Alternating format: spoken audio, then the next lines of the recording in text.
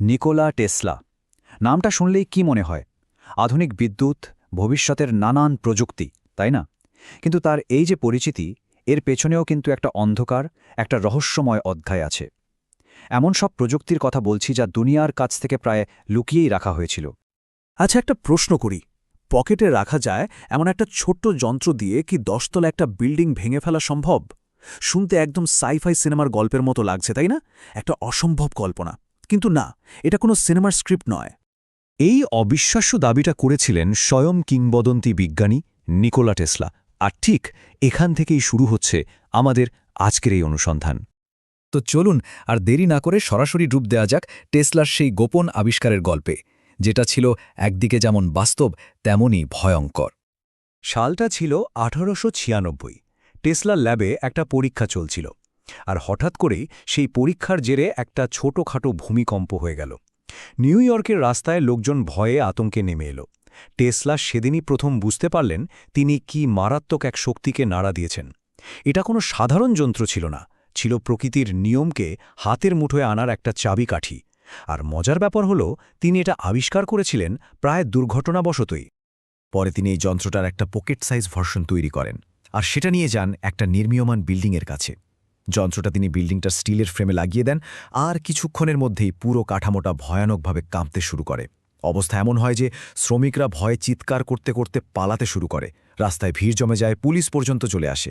আর এই পুরো হুলস্থুল কাণ্ডের পেছনে ছিল টেসলার পকেটে থাকা ওই ছোট্ট যন্ত্রটা। টেসলা পরে এক সাক্ষাৎকারে বলেছিলেন, আমি জানতাম আর কয়েকটা মিনিট সময় পেলেই আমি পুরো বিল্ডিংটা রাস্তায় ফেলে দিতে পারতাম। ভাবা যায়? এই ভয়ঙ্কর শক্তি দেখে টেসলা নিজেও ভয় পেয়ে গিয়েছিলেন। তিনি বুঝতে পারছিলেন, এই প্রযুক্তি যদি খারাপ লোকের হাতে পড়ে তাহলে তো সভ্যতা ধ্বংস হতে সময় লাগবে না। আর ঠিক এই কারণেই তিনি নিজের হাতে সেই যন্ত্রটা আর তার সমস্ত নকশা নষ্ট করে ফেলেন। কিন্তু প্রশ্নটা হলো, পকেটে রাখার মতো একটা যন্ত্র কিভাবে এত বড় একটা বিল্ডিংকে কাঁপিয়ে দিতে পারে? এর পেছনের বিজ্ঞানটা আসলে কি? এর উত্তরটা হলো অনুরণন, ইংরেজিতে যাকে বলে রেজোনেন্স। এটাই ছিল টেসলার সেই গোপন চাবিকাঠি। তিনি আসলে শুধু একটা যন্ত্র বানাননি, তিনি বিশ্বাস করতেন যে তিনি মহাবিশ্বের একটা মৌলিক সূত্র খুঁজে বের করেছেন, যা দিয়ে প্রায় সবকিছুই নিয়ন্ত্রণ করা সম্ভব। বিষয়টা আসলে খুবই সহজ। একটা দোলনার কথা ভাবুন। আপনি যদি দোলনাটাকে এলোমেলোভাবে যখন তখন ধাক্কা দেন, ওটা কিন্তু খুব বেশি দুলবে না। কিন্তু যদি ঠিক সময়ে ওর স্বাভাবিক ছন্দের সাথে তাল মিলিয়ে ধাক্কা দিতে থাকেন, তাহলে দেখবেন অল্প ধাক্কাতেই দোলনাটা দোন্দন্তন উঁচুতে উঠছে। টেসলা কি এই কাজটাই করেছিলেন, তবে দোলনার জায়গায় ছিল একটা বিশাল বিল্ডিং। শুধু দোলনা বা বিল্ডিং নয়, এমনকি আমাদের এই গোটা পৃথিবীও কিন্তু একটা নির্দিষ্ট কম্পাঙ্কে কাঁপছে। এর ফ্রিকোয়েন্সি হল প্রায় 7.83 হার্জ। আর টেসলা বিশ্বাস করতেন, তিনি যদি চাইতেন তাহলে এই কম্পাঙ্কের সাথে তার যন্ত্রকে জুড়ে দিয়ে পুরো পৃথিবী জুড়েই একটা মহাপ্রলয় ঘটিয়ে দিতে পারতেন। কিন্তু অনুরণনের এই বিধ্বংসী শক্তিটা টেসলার ভাবনার একটা দিক মাত্র। তিনি আসলে এটা মানবজাতির কল্যাণে ব্যবহার করতে চেয়েছিলেন। ধ্বংস করাটা তার লক্ষ্য ছিল না, তার লক্ষ্য ছিল সৃষ্টি। তিনি সবার জন্য এক অসাধারণ ভবিষ্যতের স্বপ্ন দেখতেন। টেসলা পৃথিবীকে একটা বিশাল ইলেকট্রিক্যাল সার্কিট হিসেবে দেখতেন। তার স্বপ্ন ছিল এই সার্কিটের মাধ্যমে যে কোনো জায়গায় যে কোনো মানুষকে বিনামূল্যে শক্তি আর তথ্য পাঠানো যাবে, কোনো তার ছাড়াই। একবার ভাবুন তো, ঘরের প্লাগে নয়, আপনি সরাসরি পৃথিবীর অফুরন্ত শক্তির ভাণ্ডারের সাথে কানেক্টেড।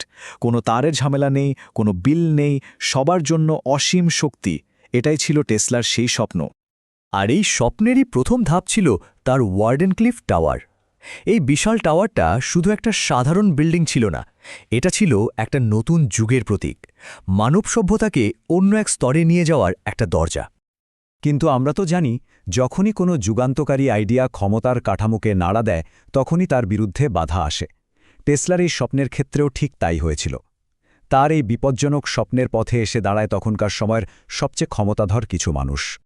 এই টাওয়ারের জন্য শুরুতে টাকা দিয়েছিলেন বিখ্যাত ফিন্যান্সিয়ার জে.পি. মর্গান। কিন্তু তিনি হঠাৎ বুঝতে পারলেন, আরে, টেসলার এই বিনামূল্যে তারবিহীন শক্তি যদি সফল হয়ে যায়, তাহলে তো তার তামার খনি আর বিদ্যুতের পরিকাঠামোর পুরো ব্যবসাটাই লাটে উঠবে। কারণ যে শক্তিতে মিটার লাগানো যায় না, সেখান থেকে লাভ আসবে কি করে? মানে একদিকে ছিল টেসলার স্বপ্ন, সবার জন্য বিনামূল্যে শক্তি, মানবজাতির অগ্রগতি, একটা তারবিহীন ভবিষ্যৎ। আর অন্যদিকে ছিল মর্গানের বাস্তবতা, মিটার বসিয়ে লাভ করা, নিজের শিল্পকে বাঁচানো, আর তামার তারের একচেটিয়া ব্যবসা। দ্বন্দ্বটা ছিল একেবারে পরিষ্কার। আর শেষ পর্যন্ত লাভের কাছে হেরে গেল মানবতা। টাকা পয়সা বন্ধ হয়ে গেল, কিন্তু টেসলা কি থেমে গিয়েছিলেন? না, জীবনের শেষের দিকে তিনি আরও চাঞ্চল্যকর আর বিপজ্জনক একটা প্রযুক্তির কথা বলতে শুরু করেন। এমন এক প্রযুক্তি যা পৃথিবীকে চিরদিনের জন্য বদলে দেওয়ার ক্ষমতা রাখত। টেসলা দাবি করেন যে তিনি একটা টেলিফোর্স অস্ত্রের নকশা করেছেন। এটা আসলে একটা পার্টিকেল বিম, যা প্রায় 200 মাইল দূর থেকে একটা গোটা সেনাবাহিনী বা 10,000 প্লেনের একটা বহরকে এক মুহূর্তে ধ্বংস করে দিতে পারে। লোকে এটাকে ডেথ রে বা মৃত্যুরশ্মি নামেই বেশি চেনে। কিন্তু টেসলার যুক্তি ছিল অদ্ভুত। তিনি বলতেন এটা আসলে একটা শান্তির অস্ত্র। তার মতে এই অস্ত্র এতটাই ভয়ঙ্কর হবে যে কোনো দেশ আর যুদ্ধ করার সাহসই পাবে না, কারণ যুদ্ধ শুরু করা মানেই হলো নিশ্চিত পারস্পরিক ধ্বংস, মানে ভয় দেখিয়ে শান্তি প্রতিষ্ঠা করা আর কি। এখানেই টেসলার চরিত্রের সবচেয়ে জটিল দিকটা বেরিয়ে আসে। আর এরপর আমরা চলে আসি গল্পের শেষ অধ্যায়ে, যা এই মহান বিজ্ঞানীর জীবনকে ঘিরে থাকা সবচেয়ে বড় রহস্য, তার মৃত্যু। 1943 সালের 7 জানুয়ারি টেসলাকে তার হোটেলের ঘরে মৃত অবস্থায় পাওয়া যায়। বলা হয় হার্ট অ্যাটাকে মৃত্যু হয়েছে। কিন্তু এর ঠিক পরেই এফবিআই এসে তার সমস্ত গবেষণা, নোট, সব সম্পত্তি বাজেয়াপ্ত করে নেয়। আরও অদ্ভুত ব্যাপার হলো, তার ভাগ্নে যখন ঘরে পৌঁছান, তিনি দেখেন যে টেসলার একটা খুব গুরুত্বপূর্ণ নোটবুক আর কিছু গবেষণার কাগজ সেখান থেকে গায়েব। আর সেই বাজেয়াপ্ত করা কাগজপত্রের অনেকটাই কয়েক দশক পরেও আজও ক্লাসিফাইড। সাধারণ মানুষ সেগুলো দেখতে পারে না।